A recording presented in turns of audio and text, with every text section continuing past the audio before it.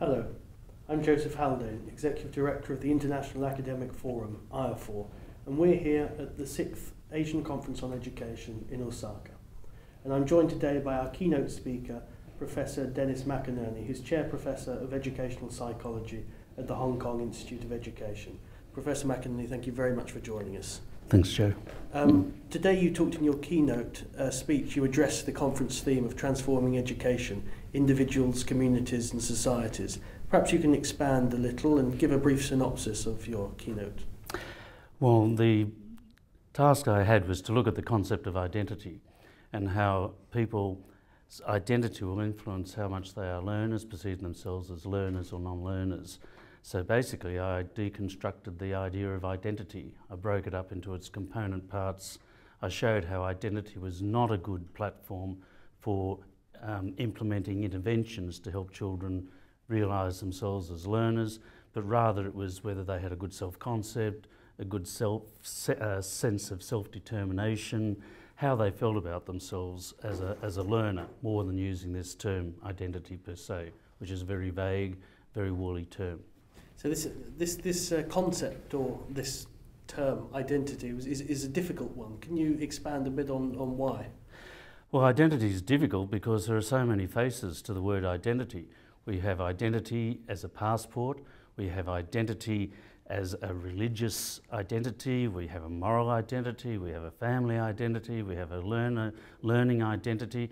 It's used in so many different ways that it actually loses any real meaningfulness. So it's become rhetorically ambiguous and therefore difficult to It's a catch-all, you know, it's a catch-all. So if you really want to use the term identity in any meaningful way for research or interventions, you have to situate it in a particular theoretical construct.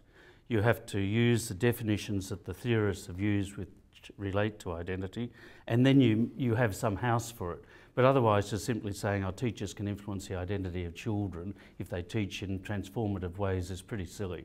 It doesn't work like that. It's too complicated a term. It was a very thought-provoking keynote. Let's now turn to your current research and how this keynote speech, in fact, fits into a wider research project.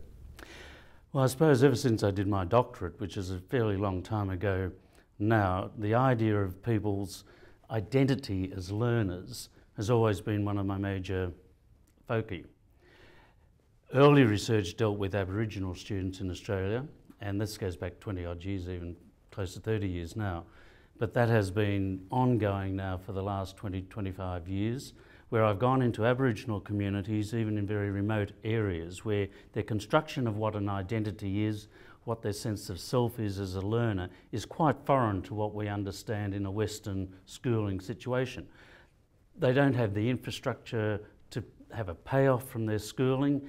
They don't know why they're attending these white men's places. So and therefore the view of an Indigenous learner is somebody who is incapable or incompetent of learning. That's the stereotype, particularly if they come from very remote areas.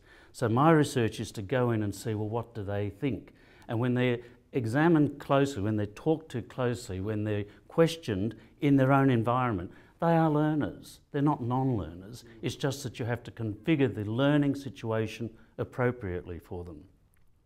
In that context, then I go to the Navajo in America, I do people in Hong Kong, China, all over the world to figure out what it is that makes a motivated learner, what allows them to incorporate learning into their sense of self, basically. So, what's the next big research project? Well, I have a very large project in Hong Kong at the moment on teacher commitment. There's a puzzling thing about Hong Kong, and that is that it's a very, very stable teaching force. If we go to the United States, if we go to Australia, after a matter of 5 years, 50% of teachers have left the profession into other professions. The turnover rate in Hong Kong is about less than 10%, about 5 to 6%. So I'm curious as to why teachers are so stable in the profession in Hong Kong.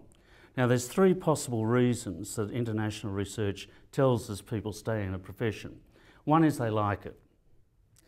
One is that there's no other options. It's too costly to leave a profession you've been trained in. And one is because they value it as a true contribution to society. So what I figured out in Hong Kong was that teachers could very well be staying because it's a high-profile profession. To drop out, you lose face. In the Asian context, you lose face. So you don't want to do that. So there are probably a lot of teachers in the profession in Hong Kong that shouldn't be there because they're staying for the wrong motives. You know, they're staying because it's too hard to get out. It's well paid. It has a lot of prestige.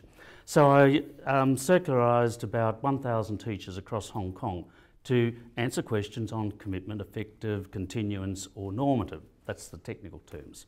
And what surprised me was the strongest predictor of their mental health and their desire to stay in the profession was actually the same as in the West, how much they liked it.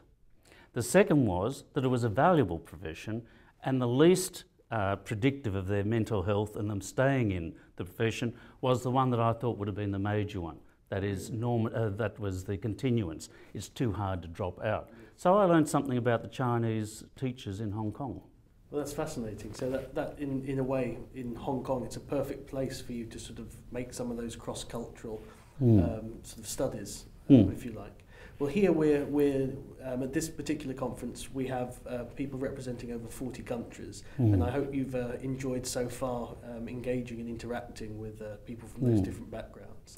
Well, this is the second IAFOR conference I've had the pleasure to attend, thank you. And I say I love the conference because it's a conference that seems to me to make itself. If you go to big conferences like American Education Research Association or the American Psychological Association, the conference is almost determined by the mechanism, you know, the infrastructure that's there.